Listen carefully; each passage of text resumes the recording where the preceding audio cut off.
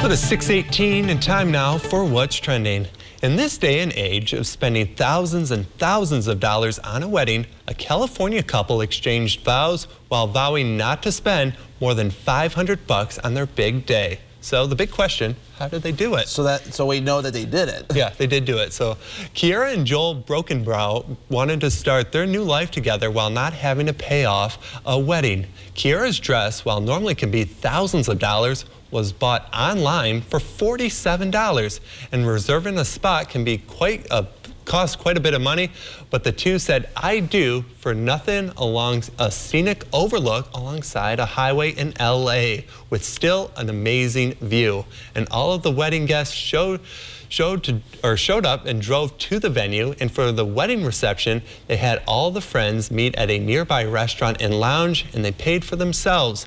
The friends and family also paid for the cake, flowers, and the honeymoon, which was a 3-day cruise. And the average cost of a wedding in 2019, according to the knot.com, was $28,000.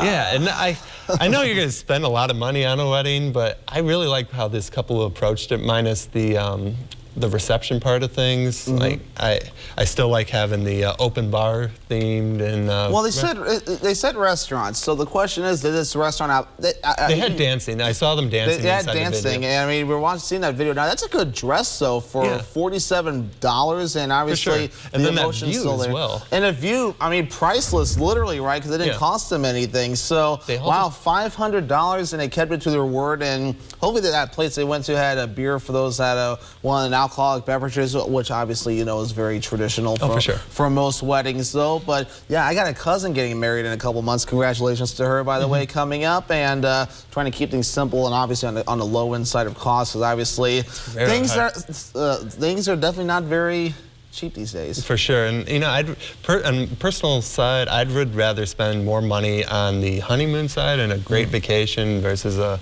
wedding. But that's how I am. What's your top vacation spot? Oh, there's so much of the world I haven't seen. I haven't really seen even the western part of the U.S. So I mean, Hawaii sounds great, but so is New Zealand and over in Southeastern Asia, maybe. Yeah, a good part of the U.S. I haven't seen either. I think with the way the world is right now, I'd probably keep it here in the U.S., but I would definitely do a lot to see, though, especially out west with the mountains and everything, and that'd be really cool to see. But meanwhile, though, we're going to keep this theme of celebrating going here, and Iowa man is celebrating a $1 million mistake.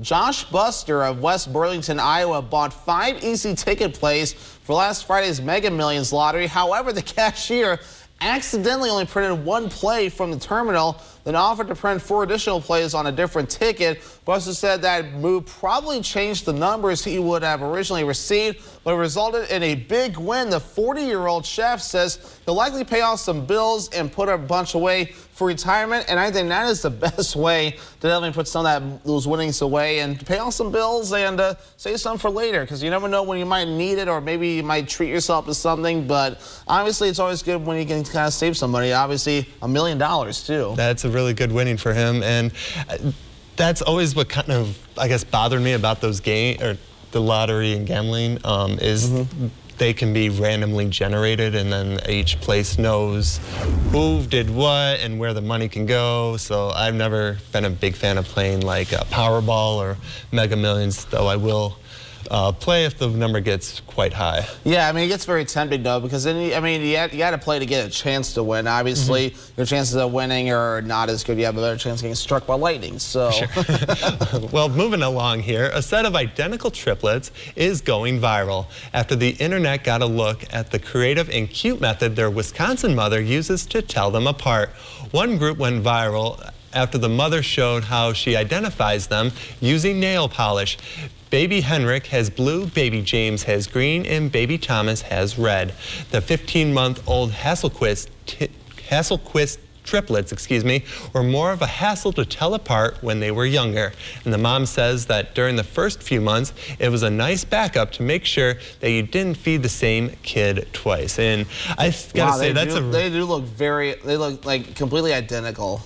For sure, and they're really cute twins, actually. I know, right? Or triplets, excuse me. Triplets, yeah, don't forget triplets. I know some triplets from back in my hometown, though, and I mean, obviously, as they grew up, that you can tell them apart. But obviously, I still got their names backwards. It's always so challenging with that. For sure. And I had one friend, her mom, his mom would organize all the photos in order. Like the oldest would be on top of the wall, and the youngest would be at the bottom of the wall for baby photos. So I thought that was also a creative way to tell them apart. Right. Yeah. Obviously, the times those babies are born are pretty close together. For sure. Usually.